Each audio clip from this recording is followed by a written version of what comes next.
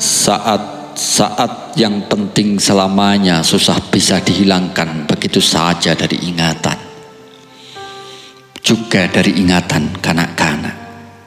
Dan ingatan itu akan tetap tinggal dalam kepalanya sampai tuanya. Aku masih ingat, waktu itu aku menangis terus karena rumah kami masih jauh dari aliran listrik. Bila malam datang, murunglah suasana rumah kami. Bunda membawa aku keluar rumah. Embun itu membuat badanku dingin dan lelah. Dan dingin embun itu pula yang telah menyiram kekesalan hatiku. Rupa-rupanya aku kegerahan tadi. Dan di pelataran itu, Bunda mencium dagu dan berbisik dalam bahasa yang lunak dan lembut. Sayangku, mengapa engkau menangis saja?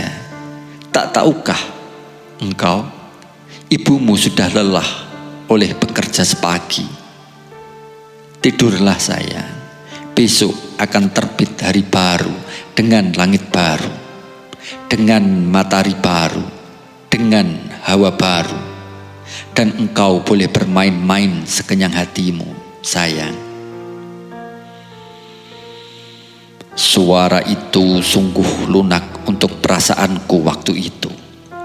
Kurangkul Bunda dan kukirimkan sedan-sedanku ke dalam dadanya. Dan Bunda mendekapkan dadanya pada mukaku. Dan ada kudengar detak-detik di dalam dadanya. Kemudian aku dengar Bunda menyanyi. Aku tak berontak lagi. Dingin embun di malam hari itu menyebabkan bunyi nyanyian Bunda. Kemudian aku tak ingat lagi sambungannya. Dan dikala aku membukakan mata, matahari telah tinggi. Hari baru yang dijanjikan oleh Bunda. Hari baru dengan langit baru, dengan hawa baru dan nyanyian baru pula.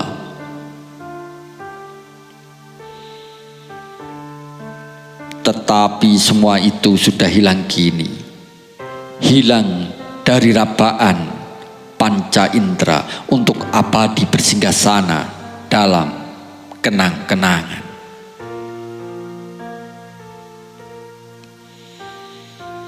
Aku masih ingat, waktu itu Nyai Kin jatuh sakit. Ya, jatuh sakit.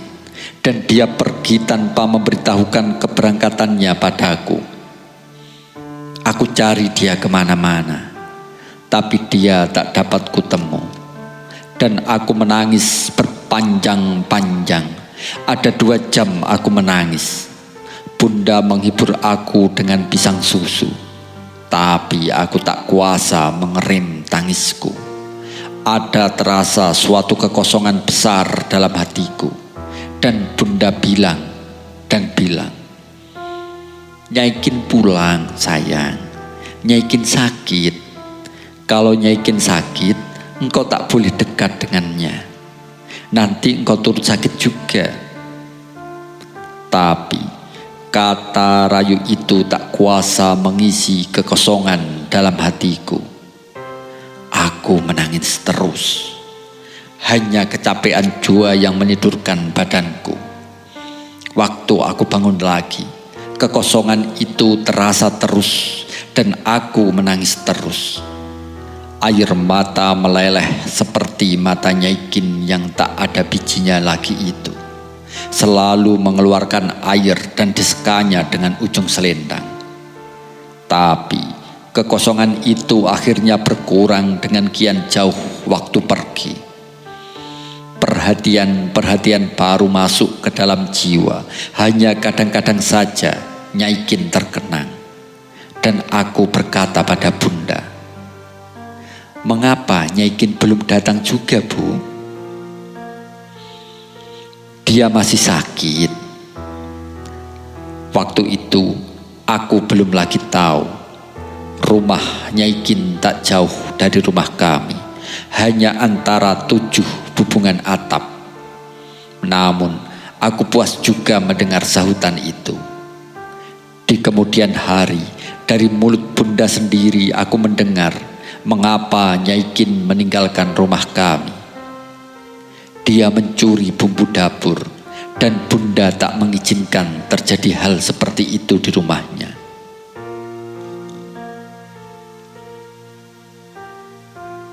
Nyai Kin diganti oleh perempuan yang agak muda. Waktu itu aku sudah punya adik yang berumur setahun. Biasa aku bangun jam 5 pagi waktu itu.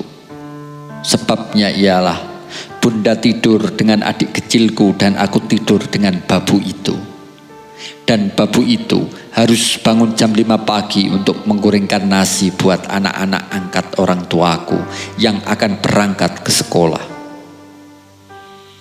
Berdua saja kami menghadapi tungku sambil menggoreng nasi, dan tiap ada kerak nasi goreng yang cukup kering, ku minta dari bujang dan ku makan. Aku tak ingat lagi siapa nama babu itu, tapi seperti Nyai Kin, ia pun kasih padaku. Ia anak seorang petani, bekas bini seorang petani pula. Oleh gagalnya panen, mereka bercerai mencari jalan hidup masing-masing. Masih tebal dalam ingatanku apa yang kualami pada umurku yang ketiga atau keempat dengan babu baru itu. Tiap pagi kami berdualah yang paling dahulu bangun. Seperti biasanya, aku minta kerak nasi goreng dan ku gerumiti sambil berdiam di depan api. Dapur kami berdiri lepas dari rumah untuk tempat tinggal. Bangun atapnya tak ubahnya dengan lembaran seng yang dilipat sedikit dan diletakkan di atas rangka dapur. Bangun atap yang sedemikian disebut bekuk lulang, yang berarti lipat kulit. Pada dua ujung atap, dilihat dari dalam dapur menganga dua lubang yang berbentuk segitiga. Di salah satu lubang ini banyak kulihat keajaiban-keajaiban waktu kecilku itu. Pada jam 5 pagi itu, alam di luar nampak hitam dari dalam dapur. Lebih hitam lagi karena kami menghadapi api tungku sendiri.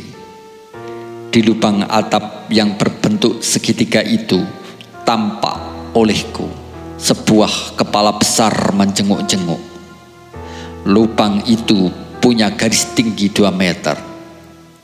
Aku lihat janggut dan alis kumisnya putih dan seluruh mukanya hitam, lebih hitam dari alam di luar.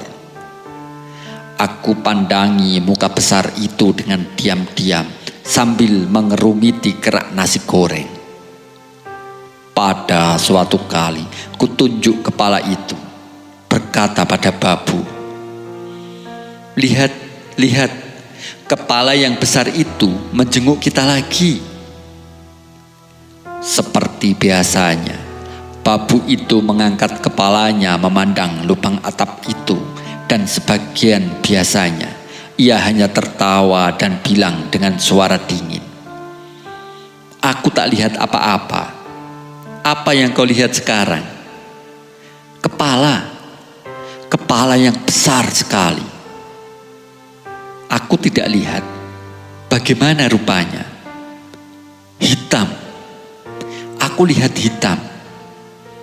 Engkau bohong. Aku tidak melihat apa-apa. Dan biasanya juga aku tak mendesak-desaknya untuk percaya. Percakapan seperti itu biasanya terus saja mati. Babu mencuci piring dan aku membalik-balik nasi goreng itu. Kadang-kadang bila kerak tak juga jadi, ku tekan nasi itu pada penggorengan dengan sodet hingga berbunyi.